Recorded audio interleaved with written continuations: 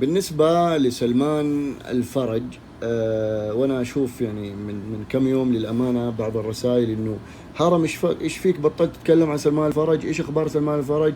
ايش في ليه ما صرت يعني تطالب فيه؟ انا لاني تكلمت عليه والله قبل فتره، يعني قبل كم يوم او قبل اسبوع، ووجهه نظري الى الان واحده بالنسبه لسلمان الفرج، ما تغيرت. بالنسبه لي سلمان الفرج مهم جدا للاهلي خارج الملعب قبل لا يكون داخل الملعب.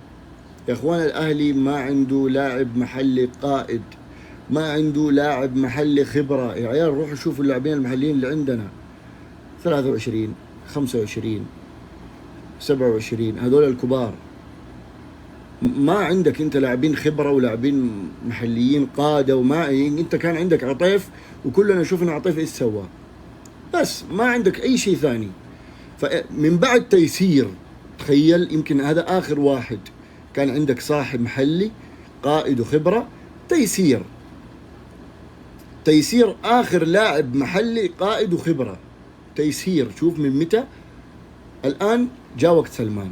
أنا بالنسبة لي أشوفه أفضل صفقة محلية ممكن تسويها هذا الصيف سلمان.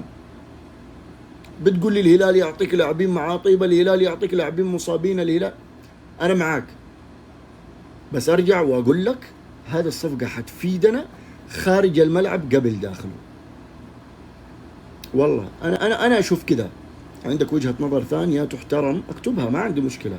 تخالفني أكتبها، ما عندي مشكلة. ولكن أنا هذه وجهة نظري، إنه الأهلي محتاج لقائد وخبرة، عنصر محلي تحديدا. يا عيال يا عيال يخلي الأجانب يعني يكونوا عارفين إنه هم قاعدين يلعبوا يعني مع لاعبين محليين كمان قادة وخبرة، مو بس لاعبين محليين يعني ما يعتبروا شيء. يعني بالله، يعني رياض محرز ايش بيشوف في عبد الباسط؟ ايش بيشوف في علي مجرشي؟ ولا حاجة. حتى مواهب ذول ما عندهم. فبالنسبة لي مهم جدا.